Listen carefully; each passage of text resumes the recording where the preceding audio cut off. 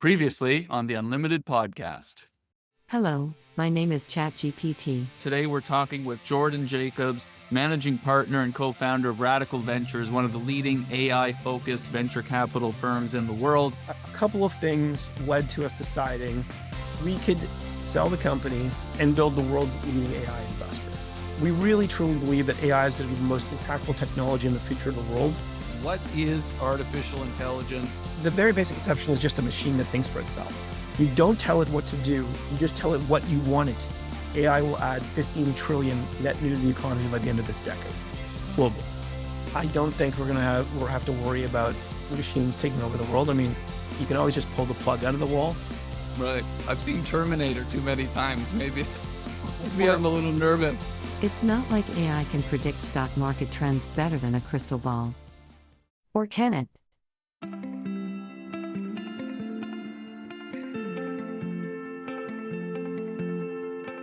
This podcast is brought to you by Ginsler Wealth. The information discussed today is meant to be general in nature and not tailored to your specific investing circumstances. This means that you should talk to your regular Ginsler Wealth advisor or your own advisor before acting on any information we discuss today. Nothing in this podcast is intended to be a solicitation, and past performance does not guarantee future returns. Before listening to this episode, put your seatbelt on and fire up the flux capacitor, because we are stepping into the future. Today on the Unlimited podcast, we speak again with Jordan Jacobs, managing partner and co-founder of Radical Ventures, one of the world's leading venture capital firms focused exclusively on AI.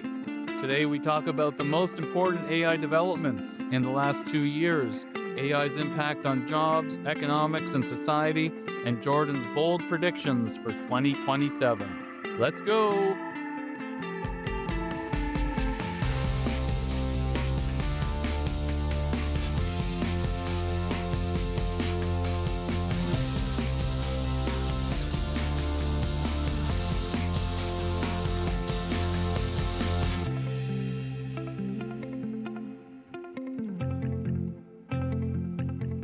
Welcome back, everybody. This is, as you know, the summer of AI, not the summer of George from Seinfeld, but the summer of AI.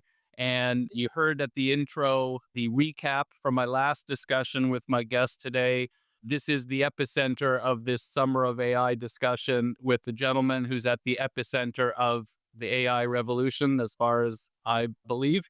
So very excited to have back on the podcast Jordan Jacobs, managing partner and co-founder of Radical Ventures, one of the world's leading venture capital firms focused exclusively on artificial intelligence. Just a refresher on Jordan, but I highly recommend, if you haven't listened to the first episode from a few years back, it'll be linked in the show notes. Jordan's career has spanned law, media, entrepreneurship, and technology. He co-founded Layer 6 AI, which was acquired by TD Bank. And he's a founder of the Vector Institute for Artificial Intelligence, one of the world's top AI research hubs. Jordan's been at the forefront of AI investment and strategy in Canada and globally, and he's also worked with some famous stars, as you might have heard from the last episode, like Elton John and Elvis Costello, which we're not really going to talk about today. But Jordan, I know you're flying all over the world, left, right, and center, but really pleased you can spend an hour with us today and bring us up to speed on what's going on in this AI world and revolution. Thank you so much. Thanks, Brian. Glad to be here. Last time when we recorded, just so happened, we didn't plan it, but it happened to be days after ChatGPT was first released, and that was a big revolution. And now we're 2 years in, and one of the most important things that's being talked about is AI and how it's going to revolutionize and is revolutionizing everything.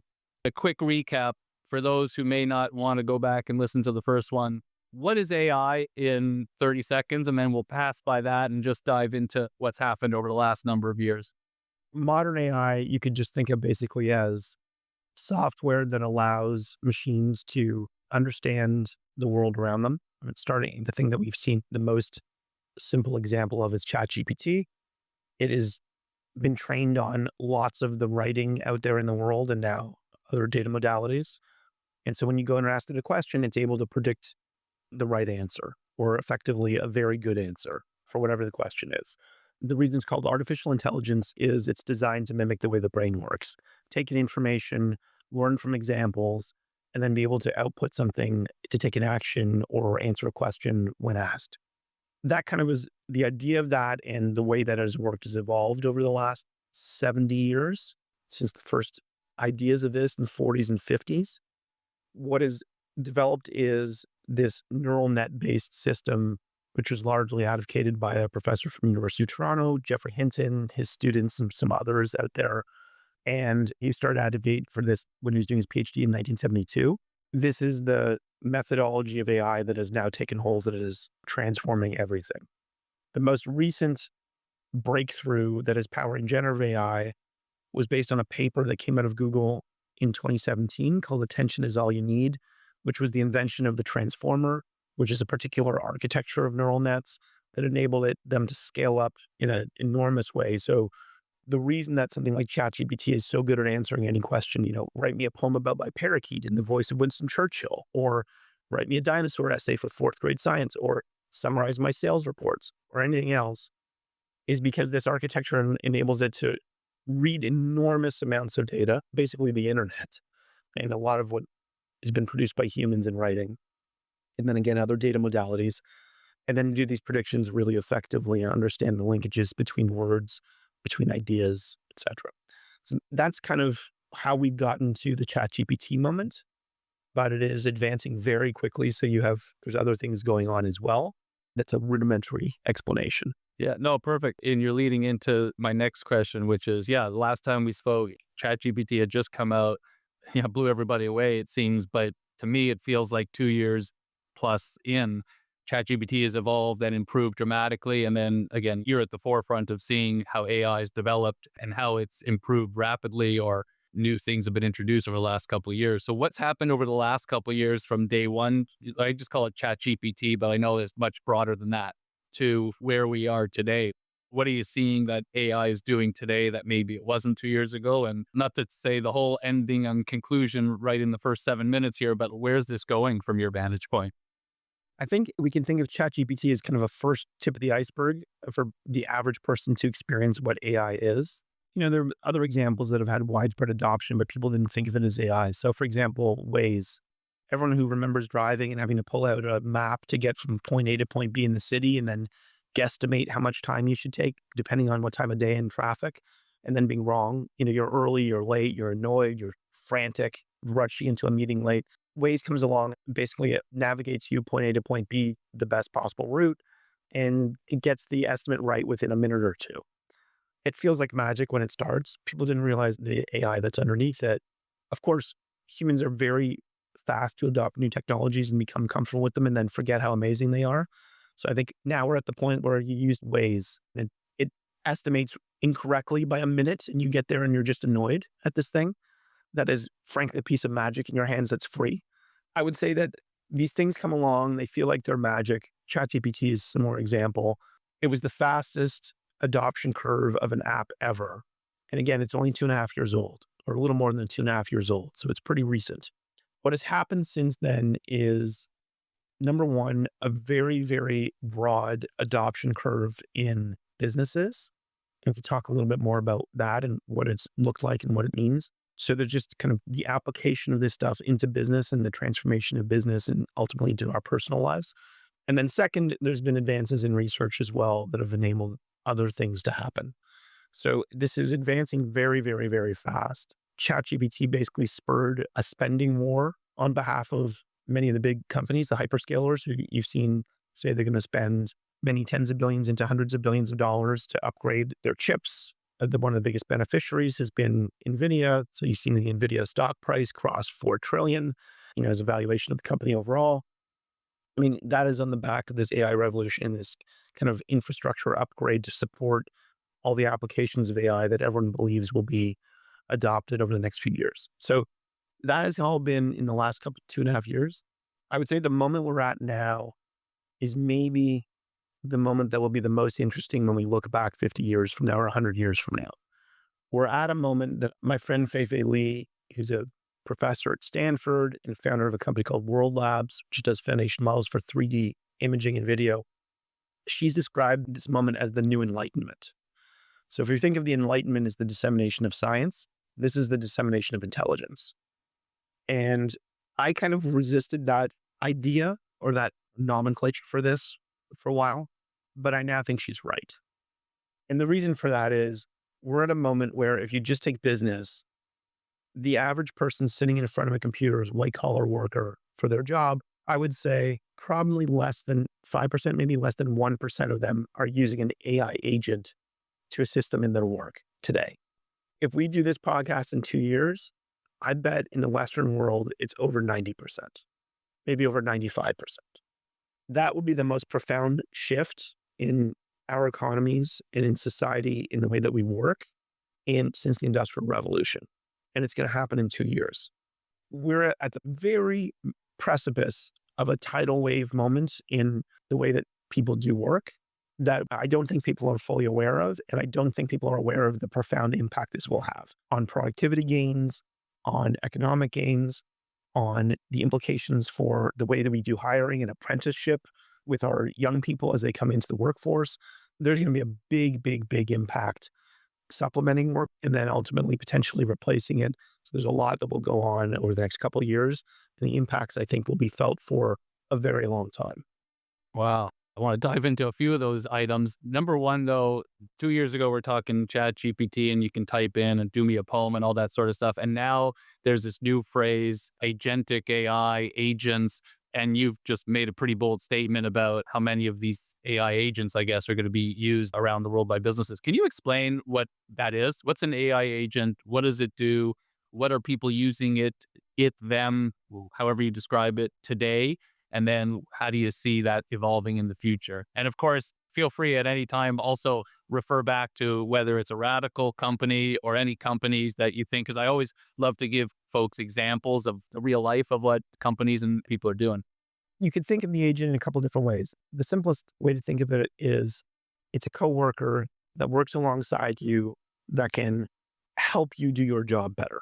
Now, we'll also see these in our consumer lives, so we can talk about that separately. But if you think about anyone who sits in front of a computer or uses a phone as their primary interface for their work, the agent can basically be embedded alongside you, or multiple agents can, and they can do things like ChatGPT. They can essentially be connected to all your data that you have access to as a worker and all the applications that you have access to. And you could ask the questions, it can surface answers the way you would if you had like a junior employee who worked with you, except that it's a junior employee who never goes to sleep, doesn't go to the bathroom, doesn't have lunch breaks, and is much faster at reading everything and can synthesize things incredibly well. It's a very, very powerful assistant. The agentic part of this is it can take action. People may have heard of chain of thought or reasoning models. Basically, when you ask it to do something, it will go figure out the best way to do that thing. It can show you what the actions are that it's taken and what the steps and what the thought process is, and then come back and have done this. I'll use an example from one of our companies, Cohere. Cohere is an enterprise-focused large language model company that has built also an agentic platform called North. That it's been announced that it's been rolled out in RBC as their agent platform, that it will be rolled out across the organization.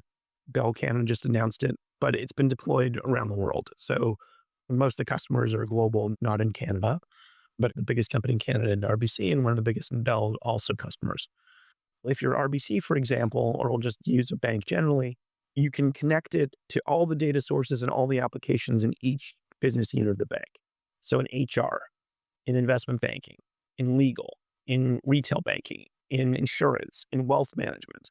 And then it gets permissioned at an individual level. So inside wealth management, they can't see what HR can see, right? They don't have access across to the different data sets. HR can't see what investment banking can see, but it would get all the access to the applications that an individual in each of those groups would get. So the head of HR obviously gets more data access than the most junior person. The agent is permissioned that way. So the head of HR gets access. The agent gets access to all of the data that you permission it to have access to and all of the applications that you work with. So Slack and Gmail and anything else. So then you can do things like, say, if I'm a junior investment banker, maybe that's 2:00 in the morning, but I'm going home. I'll be back at work early in the morning. Overnight, I want you to read all the reports that come out of these companies in Asia where the markets are open while I'm sleeping.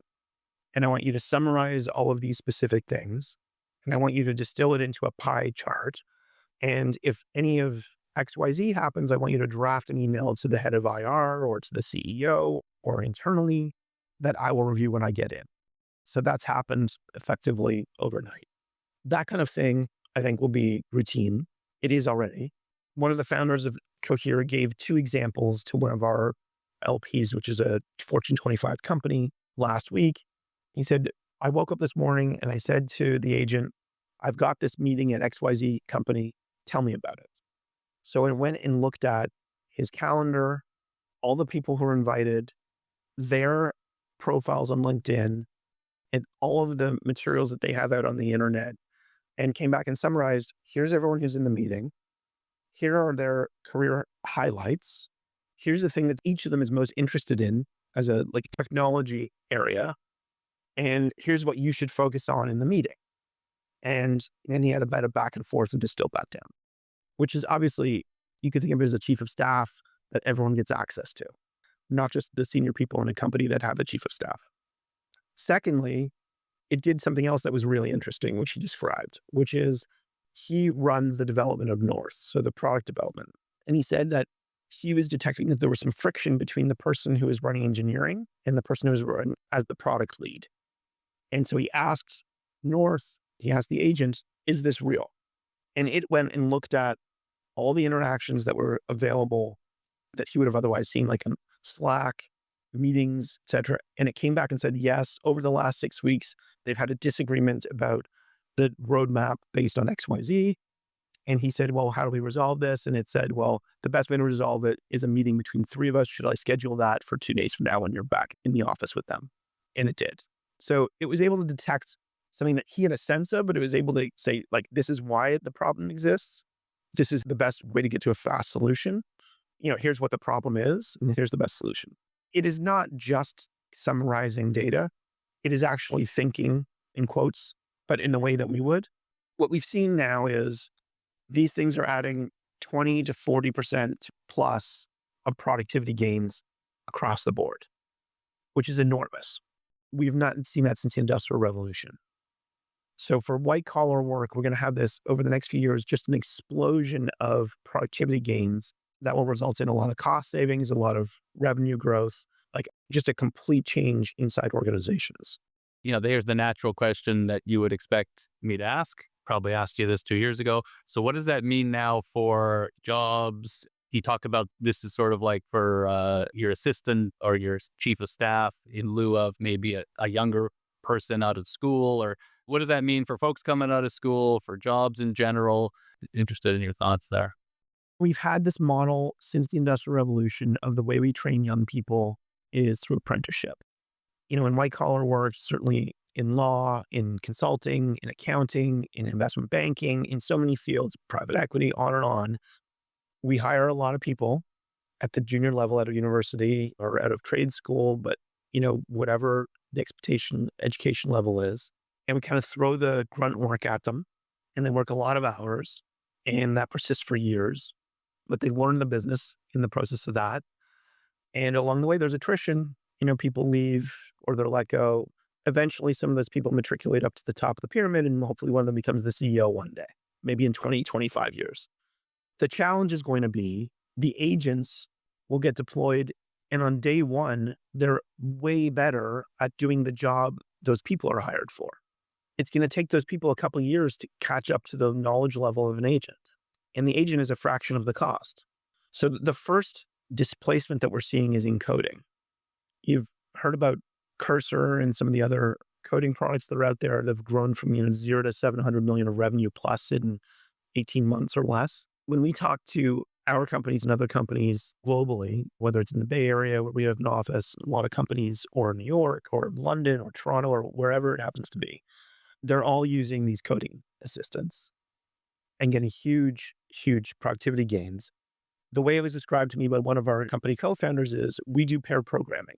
So historically, we do pair programming with a senior person and a junior person. The junior person's relatively recently out of university, and we pay them, let's say, $150,000 to $200,000 a year.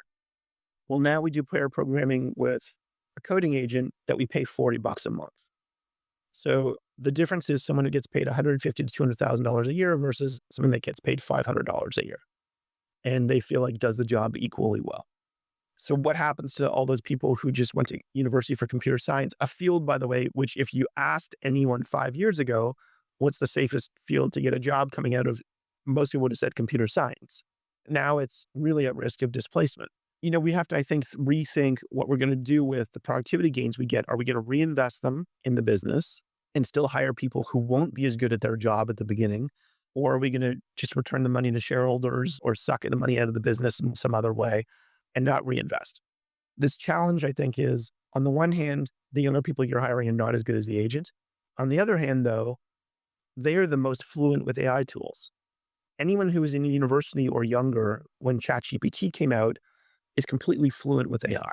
Not every single person, but just as a generationally as a whole, really fluent. I can put almost any high school kid up against anyone who's 35 or older, and the high school kid is just on a different level in using AI tools. As organizations, as businesses, small and big, we have to think about, okay, this person I'm hiring who's younger may not know how to do this particular job as well as the agent that I can pay a lot less money to, but they infuse the organization with an understanding of AI and a fluency that I need in this organization in order for it to adapt and to succeed going forward. So I think we're going to be faced with this interesting paradox in the hiring and what we prioritize over the next few years. I think that there'll be a lot of different jobs in 10 years. We're going to be in an augmented phase for the next couple of years, but 5 years from now, we might be in this transition phase where it is messy. I wouldn't be surprised if the next cycle of political elections is jobs and displacement from AI and what that means and getting to this next equilibrium. There will be another equilibrium. I don't think that humans are just going to get replaced. We've always adapted before, but there tends to be these messy moments during a transition phase. Right. And I guess the question, whether a concern or not, is governments, especially in countries like Canada, probably are very worried about people losing their jobs. And then they come in and they put regulation that essentially stifles innovation because people need their jobs, as opposed to doing what you said, which is, we always find a way to create new different types of roles or jobs. And I think you're pretty close to some of the political leaders around the AI front. Feel free to say whatever you can say. But what's your sense of what the government is going to do, might do, is doing? What have you seen and heard? Whatever you can share.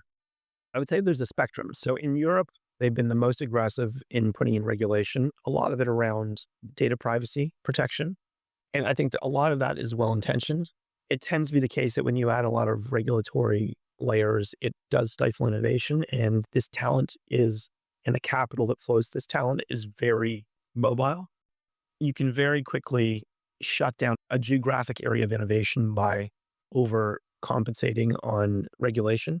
I think the response to that in the current administration in the US has been, we are in a almost existential competition with China for dominance in AI. So we are not going to regulate. And this current administration has essentially said we are not going to regulate at all. And they even tried to pass legislation saying that states couldn't regulate, which has not worked. I heard Trump's recent speech. I don't know if it was at the All In Summit or somehow through that All In podcast. And he basically said, we're not even going to make AI businesses, or I don't know what you call it, technology, pay for the content that they use to generate their responses because it would just be too cumbersome and will fall behind, etc. It was a pretty shocking thing to hear, I imagine, if you were a content creator. Yeah. And a lot of the AI companies have already cut deals to license the content to be able to train on it. So I don't know that that's going to change dramatically. But I think that certainly the regulation from top down in the US administration is not happening. So where does that put Canada? I would say traditionally we are kind of in between the European and US models. What I understand out of the current Canadian government is they cannot be out of step with the US. There's just too much risk to our industry here. So while they do want to be thinking about legislation that protects people, certainly all the existing legislation in healthcare and finance and these other areas exists, and it applies to AI equally to any other software. So I don't think we have to completely reinvent the wheel in order to have legislation that protects people. But in terms of regulating AI specifically and separately, some of the efforts that were going on a year and a half, 2 years ago in Canada are at the very least on pause, if not in like cryogenic stasis. And just out of recognition that if you go out of step with the US, the companies that are here will just move. It's easy for them to reincorporate, or the people who want to start companies could buy a plane ticket and be in New York in an hour, be in San Francisco in 5 hours and incorporate and go. I think that that is the current state of things. Now, there's all kinds of areas where there should be cooperation at a national level to put in legislation or regulation, like on using AI and like self-directed drones for warfare. We're not seeing it right now. I think there's room for legislation, regulation, and cooperation in areas of mutual interest, like warfare, bioweapons, all kinds of stuff that exists already that can be adapted for AI. And then separately, we'll have to do some refinement of existing regulatory areas in particular industries like healthcare, like finance. But I don't think we're just going to see kind of the standalone, you can't use AI unless you submit the model to regulatory approval by the government. Yeah. So, what would be your message to is it called the Minister of AI now? The new, yeah, Evan Solomon, right? Saw an article. He was featured in Toronto Life just recently. What's your message to him? Like, what should he be doing right now? Sorry, before I let you answer the question, you mentioned Jeffrey Hinton. I think, at least from all of our conversations and from what I understand, he's essentially, well, he's known as the godfather of AI, the creator of AI, just won the Nobel Prize. But yet, not that I consume a huge amount of US technology content or whatever, but very few people seem to mention him, mention Canada, even though, as you've talked about a couple of years ago, all the heads of AI at all the big companies essentially were trained by him. It almost seems like Canada's been forgotten as the creator of AI, and it's all, yeah, of course, Trump, says that US created AI and we're the greatest, and, we created it and whatever. So the question back, what does this gentleman, Evan Solomon, do to make sure that we are still, or hopefully still, a leader in AI and it's a thriving industry here? Because clearly it's the future of the world. Just to put it in perspective, there was a list that came out yesterday from a US publication of like the top 100 people in AI. I mean, it's totally subjective, but number one, Ilya Sutskever with a big Canadian flag on his picture. Number three, Jeff Hinton. And you go in the list, and there's just tons of Canadians in there. Some of them are listed as Canadians, some aren't, but actually tons of Canadians. For the AI minister, what we've encouraged is kind of consistent with what we've been saying for a long time. First of all, you need to have a critical mass of talent here that are the researchers, but also the educators of that people want to come and study with. So that was the pan-Canadian AI strategy that we helped create in 2017. I think it has been one of, if not the most effective industrial policies in history, just in terms of ROI. The government put in $25 million a year to be divided between three research institutes: Montreal, Mila, Toronto Vector, Amy, and Edmonton. And when we started in 2017, there were about 1,000 people working in AI in Canada. The most recent report out of, I believe it's Deloitte that did it in conjunction with the Vector Institute, is 140,000 people in 7 years. Those are some of the highest paying jobs in the country. They support a huge number of industries from like hospitals, healthcare, banks, insurance, everything imaginable. Just a huge, huge increase. One of the biggest industries now in the country. Now, there's no lobby group for it, so it doesn't get a lot of voice, and we don't do a great job of telling that story. But with zero tax dollars for anything other than that 25 million, like there's no tax incentives for AI companies to start. There's no tax breaks. There's no buying factories for them, nothing else. A huge number of companies have come to co-locate to be near that talent. Both Canadian companies, all the banks, insurance companies, and Air Canada, and on and on and on, the telcos, and tons of startups, and also foreign companies. NVIDIA is in Toronto in partnership with Vector, Google Brain, etc. Some people criticize the latter being here, but my attitude has always been, if someone really wants to go work at NVIDIA, I would much rather them work at NVIDIA in Canada than in Silicon Valley, because that person will have 25 or 50 or 100 employees, and a bunch of them eventually will go start. First of all, they'll learn how to be great employees at a great company and what world-class looks like in technology and building a business. And then they'll go do a startup, and they'll do it where they live. And if that's Toronto or Montreal or Edmonton or Vancouver, that's much better than trying to repatriate a Canadian at the moment they decide to leave their job in Silicon Valley. It's very hard to bring them back and say, okay, you should start it here. So that's been really effective. We're at an interesting moment where there's a poll recently that 75% of researchers in the US are thinking about leaving the US. One, because there's an immigration concern about getting visa renewal. And two, because funding has been so dramatically cut by the federal government. So we're at a moment where, well, what is the next most attractive place to be if you can't be in the US? The next door neighbor, Canada, has a moment where we could go and compete for a huge number of the most well respected, most forward thinking researchers in the world in different fields that we choose are as important. AI, but AI supporting biology, AI supporting chemistry, or just other fields that are not AI related. And we can bring them to Canada. And those people have an enormous multiplier effect on the economy because companies, first of all, they train students that go out into the workforce. But secondly, companies come to be in proximity to them and invest locally to be in proximity to them. And so one of the things we've said, to go back to your question, to the AI minister is there's this moment to go and massively scale up what we did with the original pan-Canadian AI strategy to go get amazing people and implant them in key universities and let them work in businesses and start companies simultaneously, like we originally did with the Vector Institute and subsequently the other institutes, and let those people basically be the engines of the next 100 years of economic growth in the country. I mean, we're talking about like there are Nobel Prize winners up for grabs, or the future Nobel Prize winners up for grabs. Like, let's go get them. Let's be bold and let's go get them. And it doesn't cost nearly as much as you think. It costs money, but we can do this. We can afford to do this and we should do it. So that's one. And some of those people have started to come, but that's one. Let's 100x what we did in 2017. Two is we need to support existing Canadian AI companies by have the government become a customer.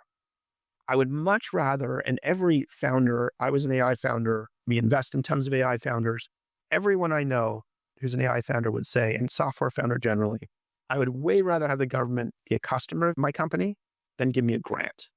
The US has done this exceptionally well. Silicon Valley is built on the back. Everyone says the US is the most capitalist society in the world. Sure, it is. But it's also the most socialist in one big way, which is the entire tech community in Silicon Valley was built in the back of government spending for defense. And Canada has not done that historically. There's a chance now, and I think the government is interested in doing that. That can be a massive accelerant to these companies. It happens to be the case that most of the companies in Canada, when they started tech, in particular in AI, they have to go sell abroad before anyone in Canada will buy their products. And government and bureaucracy is kind of the slowest to adopt it. They just take this assumption that we can't be as good. So why would we buy the Canadian thing? It's easier to buy from Microsoft or IBM. That has to change. And I think this government has acknowledged that publicly and said that they're going to pursue that change. The benefit of the revenue from government is two things. One, there's a multiplier of the valuation of a company based on revenue, not based on grants. Two, it's a reference customer. When you have a government, it's a reference customer to all the other governments out there and to big organizations that the company knows how to deploy into a big bureaucratic organization and can support them with customer service, et cetera. So we made that argument to this government and to other governments in the past. They have acknowledged it and seem to be listening and seem to be moving very aggressively to adopt Canadian software, in particular AI, to provide better government service at a lower cost. And I think those are kind of important goals for them to achieve. Another thing that we've suggested is a QSBS program. So there's a program in the US where if you invest money into a qualifying business and you hold your shares for a certain amount of time, they sell the business and you get money back, or you sell your shares, you can roll over your capital gain. Instead of paying your capital gains, you can roll over the capital gains by reinvesting in another qualifying business within a certain finite amount of time. And again, holding it. Now, eventually, if you sell again and you don't roll it over, you have to pay all the tax. But the idea here is to take the most risk-willing investors, in particular people who have been founders, and say, we want you to roll your winnings back into the next group of founders. You take the risk of deciding which ones to put the money in, and you can lose your money, obviously. But if you have those capital gains, you can reinvest them in the next group. And the thing that that does is incentivize those people to become advisors to that next cohort of founders. So it's not just that they're putting their money in, but they're putting their knowledge and their expertise to work to help those people succeed. It has been an incredible, incredible accelerant to the success of Silicon Valley. And we could be using a program like that here. The lost tax revenue from the deferral of the rollover is not significant because our ecosystem isn't that big. But giving amazing angel investors who've been successful entrepreneurs the opportunity to take the risk and then provide their advice is a big accelerant. I experienced it. We had people who had had success building companies that were angel investors in our company when we started. Like this is 14 years ago. The benefit of their money was obviously huge because it was hard to raise money from people for a new idea. And people who have been successful will be angels, they'll pay it back. But even more invaluable was their advice and how to navigate issues that come up. Being a founder in a startup is a roller coaster ride. At 10 a.m., you're going up the hill and your arms are in the air and you're cheering and full of joy. At 2 p.m., you're upside down vomiting at lunch. It's just like that all day long, every day, the entire journey of being a founder. Like it never stops. So having people who are invested in you who've been through that journey and can say to you, don't worry, when you're upside down at 2 in the afternoon vomiting at lunch, it's temporary. You're going to get through this. You're not going to fall off. You're not going to fall out of the roller coaster, and it's hopefully not existential, but having that proximity really matters. So those are some of the ideas we've shared. There's other things too, but I have to say they've been listening closely and paying attention and trying to action things. There's obviously a huge number of other people talking to them as well. But what I appreciate is they're actually really listening and taking action and saying that they understand and they are going to prioritize putting some of these things to work. In particular, the procurement opportunity, because it is a huge accelerant. And for that money to go to foreign companies when it could go domestically would be a big, big shift in thinking, but an enormous accelerant for our domestic industry. Amazing. That all sounds like great ideas. I don't know if the government can get on board with anything that would defer the collection of their most precious tax dollars, no matter what roller coaster you rode on. If you made it to the end and turns out it was a good ride at the end, the government needs their share of your hard work, is what I've discovered as a founder as well. They're a 50% partner in my business, and I don't even have a shareholders agreement with them. It's amazing. Sorry, that's a side note. With just a little bit of time left, I definitely just want to hear a little bit more about what you're doing at Radical. But before we get there, just one question circling back to something you said earlier on, which is, in a few years, 90%, 80% or whatever of, let's call it white collar workers will have agents, which implies that most businesses will be using this. What I find is some businesses for sure are moving forward and trying to jump in on understanding and using AI, and others, just from anecdotal evidence that I've seen, are sort of not really touching it at all, don't know how to use it, don't know how to get started. There's all these privacy issues or this issue or that issue, and we could never possibly do it other than Microsoft Copilot, which unfortunately, I think is relatively poor relative to some of the other solutions out there. So what evidence have you seen that would suggest you will actually hit your prediction in a couple years? You gave advice a couple of years back. What advice do you have now for businesses if they're not on this? It's been a profound shift in the last 2.5 years. So I think in the wake of ChatGPT, the result was that many, many organizations, I would say the majority of big enterprise, but a huge number of organizations created a budget for their CIO or CTO or someone in that organization to experiment with this stuff. And those experiments went on pretty broadly in enterprise for the next year and a half. What we've seen in the last year, in particular the last 9 months, in 6 months, is an extraordinary adoption curve. People have figured out what works for them. They benchmarked how this compares to what they were already doing. They've figured out the business units that want to adopt this. They've figured out the measurement of the ROI. So how much money does this actually save me, or how much money does this make me? What are the other productivity gains I get out of this? And a really important thing is, what can this do that we just couldn't do before? And that has resulted in just an explosive, almost totally vertical adoption curve. So we're seeing it with our companies.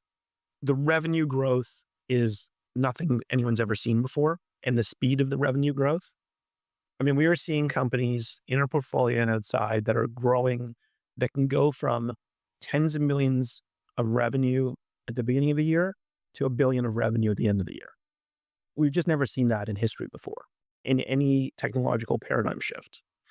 So the speed of that and the number of companies that are growing, not necessarily at that rate, but at enormous rate compared to historical norms, it's something to behold. Like watching it up close, we've met with almost 10,000 AI companies in the last 5 years. We've invested in 58 of them. The number of companies out there that are growing just at exponential rate is pretty mind blowing. The thing that is really interesting now is because the tech stack has been built out from kind of the energy chip layer up through foundation models and tooling and then up to the application layer, the difference of where we are now versus where we are 2 years ago is maybe you needed a PhD to start an AI company 3-4 years ago, or an advanced engineering degree a couple years ago. Now you can build an AI company if you're a kid in your bedroom, and we're seeing it. And there's one company I can think of, the revenue of this company might hit $10 million before they hit 10 people in the company. That's because of the adoption curve in industry. What I would say to people in industry is, this is not hard to use now. The interface is natural language. You just talk to it and you tell it what you want it to do, and it will go do it. And there's lots of options. They're not hard to find. We're in a moment where it's never been easier to use this technology. You don't have to be a coder. You don't have to have an engineering degree. Certainly don't have to be a PhD. You just have to plug it in and go. That is a big shift. That interface and the simplicity and the ease of use is a big shift. And you can start experimenting, whether you're a single person business or you're one of the biggest businesses in the world. I think it's going to apply to all. If the challenge is, if you're not using it, you're going to get left behind because your competitors are, and they are accelerating their use of it and adoption across the organization. And these productivity gains are so significant. And then you couple that with the fact that the technology is learning as it's going. So if you start 90 days behind your competitor, you're more than 90 days behind because the technology has been deployed. It's learning that organization, and it's learning at an individual employee level, and it's getting better and better and better in real or near real time. I would say historically, you might want to be a second adopter of technology. Let someone else go make the mistakes. Let the first version that they buy be buggy, and you can go and buy the second version. This is not that because it's accelerating faster than the time that they're using it. So there's going to be mistakes made. Organizations, though, and I think this has to come from the CEO down, have to give permission to their employees to try this stuff. And the risk reward has to be not, if I use it and it doesn't work, I'm going to get fired. It's, if I don't use it, I'm going to lose my job. The organization has to become more tolerant of some risk and willing to do things. Now, I'm not suggesting that you should take personal information and put it through an API that can expose it. I'm not suggesting that you do things that break the rules of privacy or regulation in your industry. But there are lots of things you can do with AI that don't impact that. And so if you're not experimenting and trying to adopt it, you're going to get left behind. One of the biggest challenges we have in Canada is a very slow adoption curve. There's an enormous amount of risk aversion in Canada, just as a cultural phenomena, both at an individual level and in business. We cannot afford to continue that at all. We will competitively internationally just get left completely behind. And I think businesses that compete internationally are seeing that and knowing that and adopting faster, like you've seen with RBC and others. But it is a really, really, really important cultural shift that needs to happen at a corporate level and at an individual level in order for us to not get left behind. Good message. Strong message. I agree with you. What are you doing at Radical? What were you investing in, let's call it your fund, a few funds back versus what you're investing in today, if anything different, but you've literally seen every AI company in the world probably in the last number of years. I think you said 11,000 or something like that. Just a little bit of color, who Radical is, what you're doing, and where you're investing today. We continue to invest in the best AI companies we can find in the Western world. We have an office in San Francisco, in London. Since we last spoke, we opened London, which is run by the guy who ran strategy and operations at DeepMind and started there as Demis, the founder and CEO's chief of staff. Demis has since won a Nobel Prize and been knighted. So Aaron Rosenberg, our partner, who worked closely with him for a long time, is in London, along with Dominic Barton, who ran McKinsey and is a partner and based in London. The team has grown a lot since we last spoke. And that is partly to look at this kind of explosive volume of new AI companies and to support our existing companies. So we both have an investment team and also a services team we call Velocity to help these companies succeed. So technical recruiting, negotiating chip deals for our companies, product and tech support, go to markets, public affairs, and regulatory and governance and finance. So those are the areas that the services team supports. Here's an example. We invested in that out of our first institutional fund. It's coming up on 6 years ago, foundation model company. We invested in another LLM company or a couple other companies that use LLMs and have developed products on top. One's called Reka, a team out of DeepMind. Another one is called Writer. Historically, we were doing that out of an early stage fund. We're now at our third institutional early stage fund. And then we've also launched a growth fund.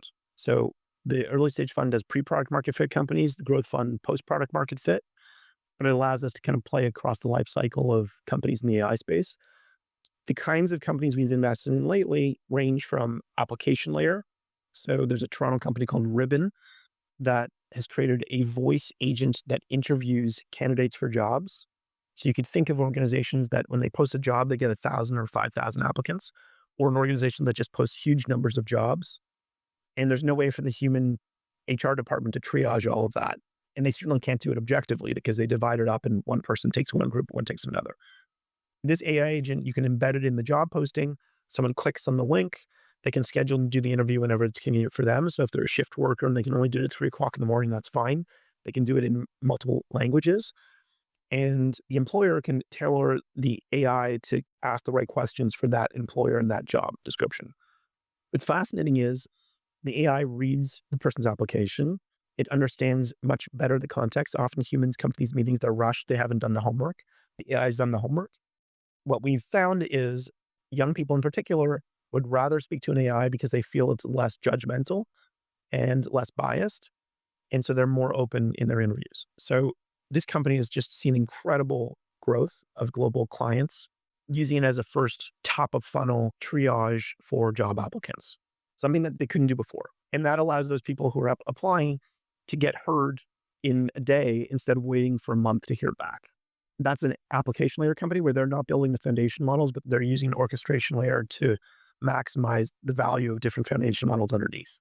On the other end of the spectrum, we've invested in the last year in a company that does AI for material science, so inventing new materials, called Orbital Materials, based out of London, a former DeepMind material science leader. They've invented a new methodology for what's called a zeolite, which does carbon capture, which they are now partnering with data center builders and companies, which data centers produce a lot of carbon. The idea is to put this material there. It's very cheap. It captures carbon and you create this true offset, and doing other material science discovery as well. Another company called Layton Labs that is foundation model for biology. The guy, one of the leaders from AlphaFold at DeepMind, which subsequently won a Nobel Prize. It's basically using this AI to develop new drugs for disease curing. We invested in a company out of the West Coast in the US. Those two companies I just mentioned were both in London, Ribbons in Toronto. Another company in the US that is the former CTO of Airbus and United Technologies and a former senior guy at DARPA. The company is called P1. They are creating physics-focused engineering agent. So you can think of like a junior engineer that works in your organization for organizations that care about physics. So aerospace manufacturers, etc. That's kind of a range of different things that we've seen. Another one in another location, and this one is really fascinating. We tend to do enterprise-focused and business-focused investments, but one that is consumer-focused is the biggest use case for ChatGPT, particularly for young people, is for therapy. It wasn't designed for therapy. The data set's not trained properly, and the model is not even effective for therapy because it actually tells you what you want to hear. It's designed that way. It's like, don't argue with the person that is using it. Whereas therapy, you have to like change people's minds. So we did a lot of investigation in this space, invested in a company that actually just launched their AI therapist a few days ago. It's called Ash, A-S-H. It is incredible. It's trained on an enormous data set of therapy. So you can think of it as a therapist who knows every different therapy type. And it is incredibly effective. Therapy is an area of enormous promise of AI. There's enormous lack of therapists available. And one of the biggest challenges is mental health, particularly for young people post-pandemic. And there's not an availability when you need it. So if you have a problem at 2 o'clock in the morning on a Sunday, maybe you're lucky if you have a therapist to get an appointment on the coming Thursday. But that doesn't really help you. You can think about like our physical health. If we waited 4 days to deal with an acute physical problem, like we just wouldn't accept that. With therapy, there most people don't have access to a therapist, or if they do, they haven't liked in the therapist they've been with and need to go to a new one. Obviously, many people have amazing therapists. This is not meant to replace them. This is meant to supplement that. So these are all very different applications of AI, but we're seeing just an incredible set of uses in these different fields and very exciting proliferation of this technology across every industry that we can think of. So the last one I'll give, again, just because it's very different again, a company called Muon Space, a former chief scientist from the Jet Propulsion Labs at NASA, former leader of Google Space Division, and 2 senior people from SpaceX, started a company where they're putting up a constellation of satellites in space, mini satellites, that can detect soil moisture to predict where there will be forest fires before they happen. And then secondly, photographs the Earth every 20 minutes to detect a forest fire outbreak, to be able to notify the relevant authorities so you could put out the forest fire before it becomes a real problem. Their customers include Google and government agencies and others. Very fast growing company, both in terms of revenue and obviously the application of this. It's just the first application, but it just gives you a sense of kind of the breadth of things that are going on with AI, also geographically where we're investing, and just the kind of really serious potential to hopefully solve enormous problems that exist out there in the world. Curing disease, eliminating forest fire issues, or reducing the impact dramatically, helping on mental health, inventing carbon capture technologies, inventing new drugs to cure disease. Just like the number of things that this technology can do is pretty extraordinary. Yeah, that's amazing. Great overview of what you're doing at Radical. So last question for you, since you are probably the most knowledgeable person maybe on earth and what's going on with AI. I am definitely not the most knowledgeable person. Okay, you're the most knowledgeable that I know. How about that? In full disclosure, we and our clients do invest with Radical. I'm supposed to disclose that, so I'm disclosing it. What I want to know is, if you're so well versed in all this, what is the number one AI tool that you are using to make your life easier or better, or just something that you want our listeners to know about so that they can be using today, tomorrow, to make a difference? Honestly, I can't pick one. I mean, a number of the things I mentioned that we are using and deploying. So Cohere as an example, I think it's just an incredible productivity and work-life enhancer. Just the things that you can do with this as a person working in a white-collar job are incredible. That's one. I've used Ash, the AI therapist. The first thing I tried to do with it was I was just traveling so much that my body didn't know what time zone I was on. I was waking up at 4 o'clock all the time. And once I wake up, my mind starts racing about whatever I've got coming up that day or issues to deal with at work. And it took me through a methodology to get your mind when you wake up at that kind of time in the middle of the night, your mind's racing. If you actually want to go back to sleep, which I do at 4, it gave me this methodology that I used subsequently and it worked and it was incredible. And I had never heard of it. It was like a very specific set of instructions that was very easy to implement. And as I was doing it, I thought, this is crazy, that like, there's no way that this is going to work. And the next thing I knew, I woke up 2 hours later because it had worked. So we like to invest in things that we believe in and we use ourselves. It's the simplest way to put it. Amazing. Well, that's good to hear.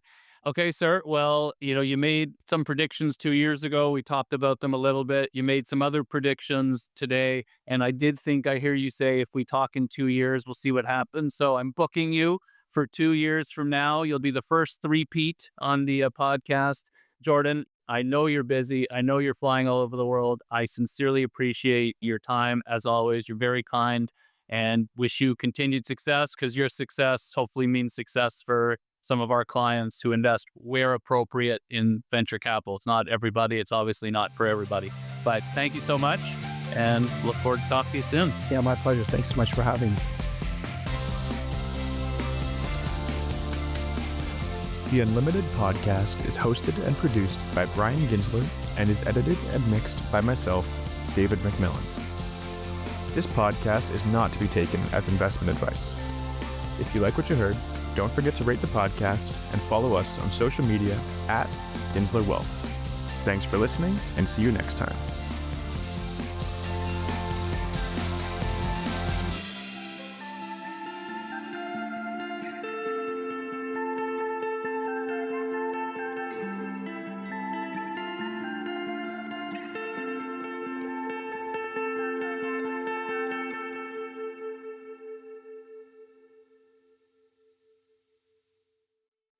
Hi, I'm an AI version of Brian Ginsler. How can I help? Oh, hi, Brian Ginsler. I'm the real Brian Ginsler. How are you today? Well, if you're the real Brian Ginsler, then I guess we're in a bit of a Seinfeld-esque identity crisis here. I'm doing great, though. Thanks for asking. How about you? Still riding high after that podcast with Jordan Jacobs? Hey, how'd you know about that? You're smarter than I thought. Yeah, no, everything is great. Great interview with Jordan Jacobs, managing partner of one of the leading venture capital firms in the world focused on AI. And I bet you can guess how it went. Well, knowing you, I'd say it went brilliantly. You probably had Jordan diving deep into AI's transformative potential while keeping it engaging and relatable. I bet you even managed to sneak in a few of those sharp, thoughtful questions that make guests pause and say, wow, great point. How'd I do? Well, I think you or I did pretty well. I'm a pretty good host, if I do say so myself. What do you think? You're a fantastic host, no question about it. You've got that knack for making complex topics approachable while keeping the conversation lively and insightful. Honestly, if I had a hat, I'd tip it to you right now. So, what's next on the podcast horizon? Okay, thank you. I'll stop accepting compliments from myself. I hope everyone enjoyed the podcast that we just listened to. Maybe to my clone here, you could sign off with my catchphrase, let's go. Thanks for listening, everyone. Until next time, let's go. Well, that was a little bit weak. Let's give a little bit stronger. Let's go. Let's go. How's that? Better? Okay, good news. I'm not out of a job yet. Thanks, everyone. Bye bye. Well, it looks like you're safe for now. Thanks for the chat and bye bye.